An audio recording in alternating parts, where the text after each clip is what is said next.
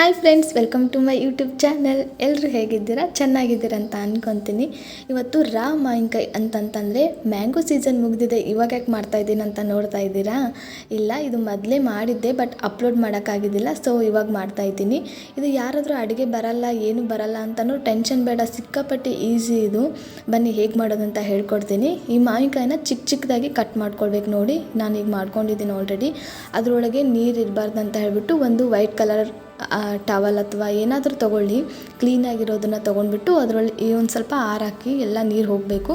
ಇವಾಗ ಸಾಸಿವೆ ಮತ್ತು ಮೆಂತ್ಯನ ಹುರ್ಕೊಳ್ಬೇಕು. ನೋಡಿ ಈ ಥರ ಚಟ್ಪಟ್ ಅಂತ ಇದೆ ಅಂತ ಹೇಳಿಬಿಟ್ಟು.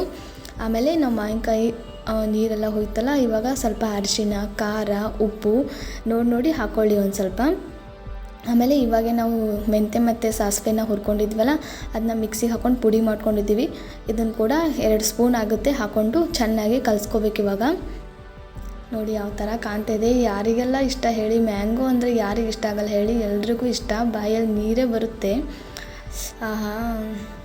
ಆಮೇಲೆ ನಾವು ಒಂದು ಸ್ವಲ್ಪ ಆಯಿಲ್ನ ಕಾಯಿಸ್ಕೋಬೇಕು. ನೋಡಿ, ಕಾದಿರೋ ಎಣ್ಣೆ ಇದ್ದರೆ ಓಕೆ, ಬಟ್ ನಾನು ಆವಾಗಲೇ ಕಾಯಿಸ್ಕೊಂಡಿದ್ದೀನಿ.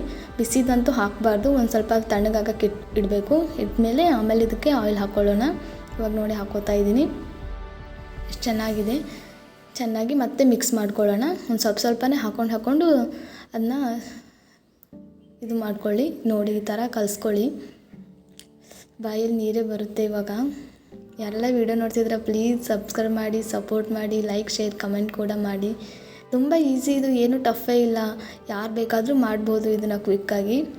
ನಾನು ಸ್ವಲ್ಪನೇ ಮಾಡ್ಕೊಂಡಿದ್ದೆ. ಒಬ್ಬೊಬ್ಬರು ವರ್ಷ ಪೂರ್ತಿನೇ ಮಾಡ್ಕೊತಾರೆ, ಬಟ್ ನಂಗೆ ಕ್ವಾಂಟಿಟಿ ಎಷ್ಟು ಗೊತ್ತಾಗಲ್ಲ ಅಂತ ಹೇಳ್ಬಿಟ್ಟು ಒಂದು 4 ಅಷ್ಟೇ ತೊಗೊಂಡು ಮಾಡಿದ್ದೆ.